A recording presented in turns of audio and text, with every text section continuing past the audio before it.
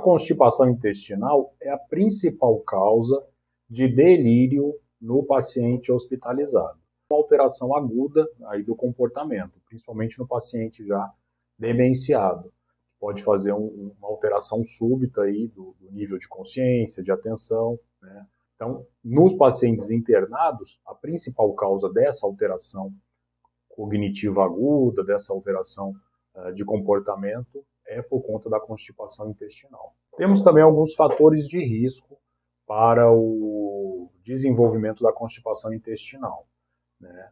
Geralmente com a idade, com a avançada da idade, cresce aí a chance da pessoa começar a ter alguma alteração do fluxo intestinal, do hábito intestinal. Mas nós temos qual a característica principal do paciente constipado, crônico, né, idoso?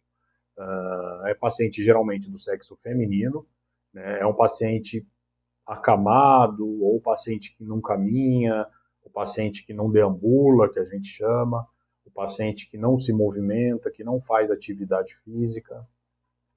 O terceiro ponto aí é o uso de vários medicamentos, que a gente chama de polifarmácia.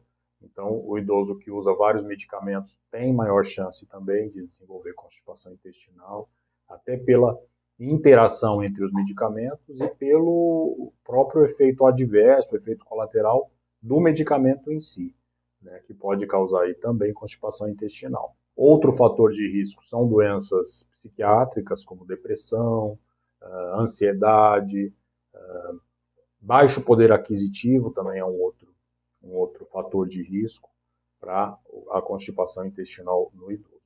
Nós temos que saber diferenciar o que é a constipação relacionada a algumas doenças e o que é a constipação que a gente chama de constipação crônica idiopática, que é a doença em si, vamos dizer assim.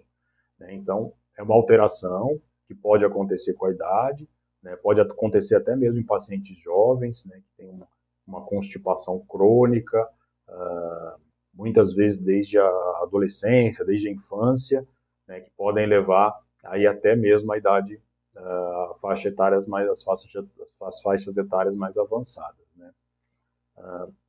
Nós temos alguns critérios para definir essa entidade patológica, essa doença, que é a constipação intestinal crônica idiopática, que a gente chama. A constipação, que é a doença em si, não está relacionado a outros fatores, vamos dizer assim. Então, quais são os principais critérios? Desses critérios, se tiver 2 critérios positivos, a gente já pode pensar nesse quadro, nessa doença em si da constipação. Então, os principais critérios são esforço evacuatório, então aquela pessoa que precisa fazer muita força, fazer muito esforço para conseguir evacuar. Outro critério, né, o uso de manobras digitais, que a gente chama, ou seja, é o paciente que precisa colocar o dedo, colocar a mão, fazer alguma manobra digital com o dedo mesmo, para poder tirar as fezes, né, do reto, tirar as fezes aí do ânus. Então, esse é o segundo critério. O terceiro critério é uma sensação de evacuação incompleta, ou seja, é o paciente que vai ao banheiro, né, evacua e tem a sensação de que ainda tem mais fezes, né, ou seja, tem a sensação de que não evacuou todas as fezes do intestino. Então, a sensação de evacuação incompleta, que a gente chama. O quarto critério são presenças de fezes endurecidas, né, e irregulares também. Fezes a gente chama insíbulos, né? São fezes como se fosse fezes de cabritinho, que o pessoal chama, né? São pequenas bolinhas, né? Muitas vezes elas podem vir isoladas, soltas, ou mesmo grudadas uma na outra, formando, né, um bolo fecal, mas com esse formato mais irregular, né? Então isso aí é uma característica de fezes relacionada à constipação intestinal também.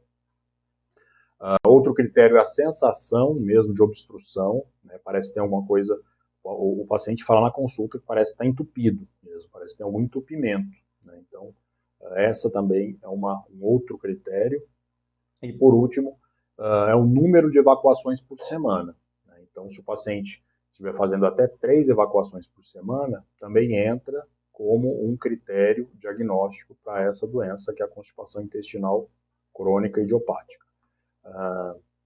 Caso o idoso ou o paciente venha apresentar 2 critérios desses que eu citei, então a gente já pode começar a pensar nesse diagnóstico, desde que exclua, né, outros diagnósticos, como, por exemplo, a síndrome do intestino irritável, né, que o principal diagnóstico aí diferencial é dor abdominal.